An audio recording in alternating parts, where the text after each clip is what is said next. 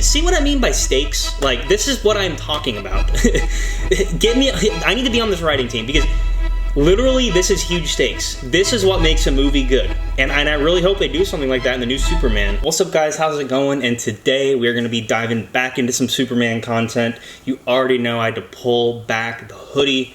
Well, it's not really a hoodie, but it's very comfortable. And you know, Superman's about America, so, well, should be. Anyway, we are going to be talking about Superman 2. Superman, I think the new movie is going to be called Man of Tomorrow, something like that. So I have put together a few theories of mine that, while how horrible the first Superman movie was, these theories could not necessarily make it as good as Man of Steel, but put these theories into place and then do a little bit better with the cinematography and less with the bullshit, basically. I think we might have a way better... Excuse me, can you not do that to your house that I just set up? Jeez. My guinea pigs. Where was I? Damn it, lost my train of thought. Our first theory, I think it is obvious from what I've seen that Brainiac is going to be the new villain in... I don't know if he's confirmed yet, but he's most likely going to at least appear in the new Superman movie. And my first theory is that Brainiac was the one that actually altered the Kryptonian message. Now I know in the Superman first movie is like, oh, there's no way it's real, it's original, it's not, you know, messed with. Well, I feel like with Brainiac, that could definitely, he's so, you know, smart, he's just nuts that he could have absolutely done some, you know, tampering.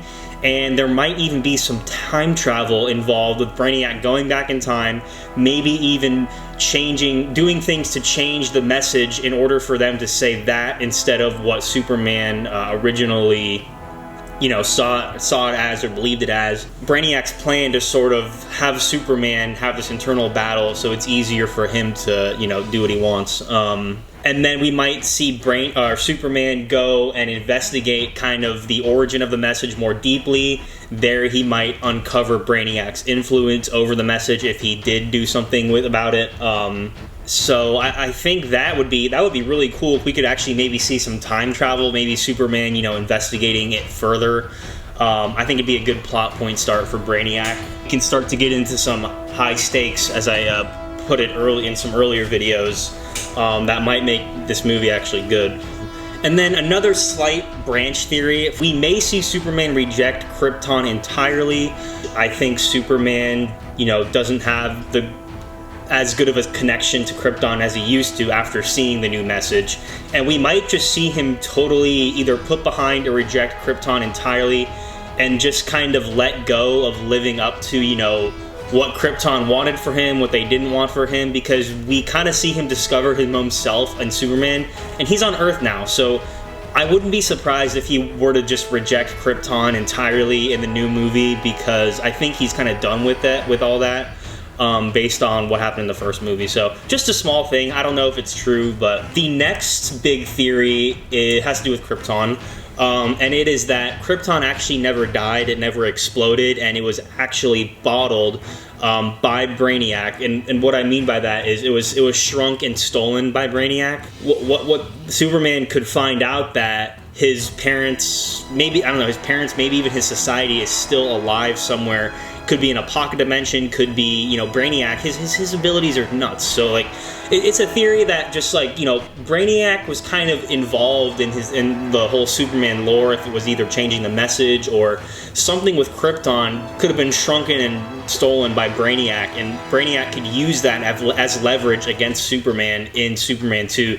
I think that could be a really good plot point as well. And, you know, it could leave Superman with sort of an ultimate choice. You know, does he want to save Krypton and free them, but would that mean have the Earth being enslaved?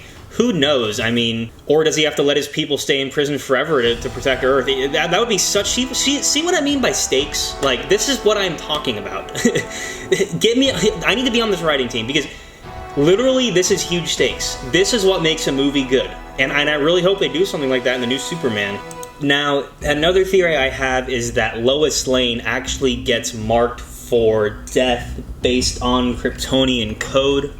Basically what this entails is that the Kryptonian like sort of code that Superman is trying to follow and stuff, or that AI, the AI in this Fortress of Solitude, actually marks Lois as corrupting Superman's influence, moving him more toward an earthly being rather than carrying out the Krypton ideals. So my theory is that the AI could start marking Lois as hey, she's corrupting Superman, she needs to get rid of, and that could entail Fortress of Solitude, like robots going out and like attacking her or something. I don't know, just an interesting theory. I mean, it kind of makes sense. Do I think they'll do it? No, but it's just something cool I made a thought of, because based on the Kryptonian code, I don't think it really aligns with Lois, and that could be another little side conflict for Superman to deal with in the next Superman movie. So I've been seeing a lot online that people are saying Lex Luthor is obviously returning in the new Superman, and he's actually going to be an anti-hero or ally.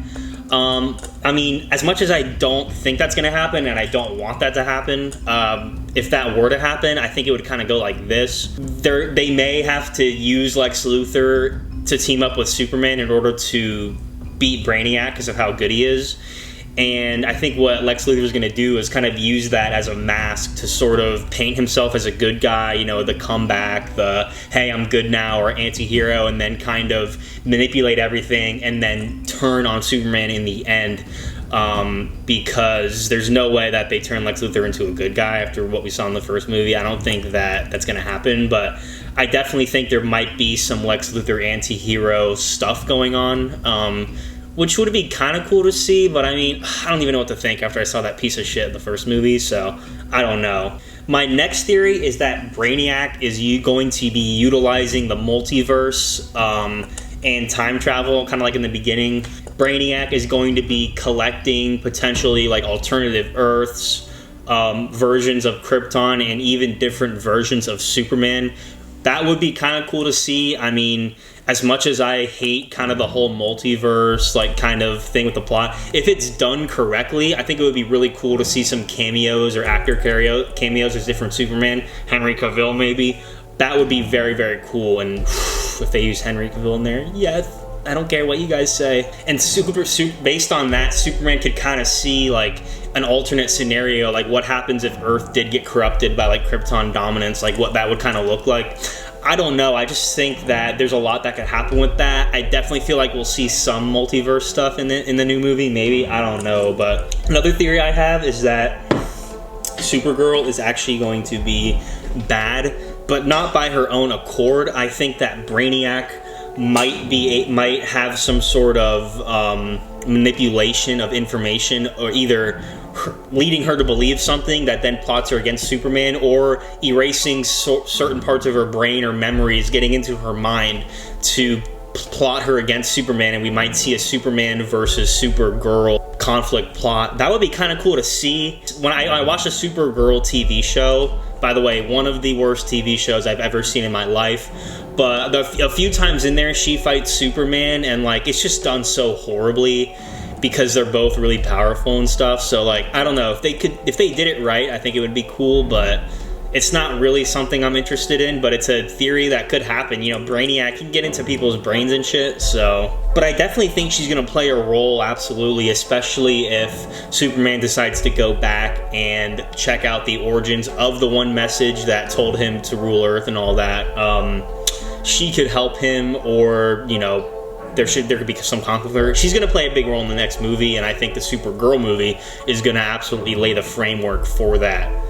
My last theory is kind of a fun one. As much as I hated Krypto, kind of just like that Krypto, even though they made him comic relief in the first movie, he actually plays a way bigger role in the second movie, and that is that he can't be corrupted by Brainiac's power. And that basically Kryptonian like animals, they're designed to be guardians against Brainiac, or they're designed to kind of counter Brainiac's technology and powers. And Krypto can resist the mind control, but Superman can't. So, hey, maybe they can actually write a good Krypto character instead of having him be this annoying little shit that just attacks you and is dumb. They could actually have him play a really good role in the movie, and it could be good. But anyway, guys, those are my theories. Let me know what you think. Let me know if you like them. You know, after, you know, doing this video, I am excited to see what they do, as much as I hated the first one, but my expectations are at 0. They're even in the negatives, if that's possible, for Superman 2, because fuck Superman 1. Oh my god, what a horrible movie. Anyway, guys, thanks so much, and peace.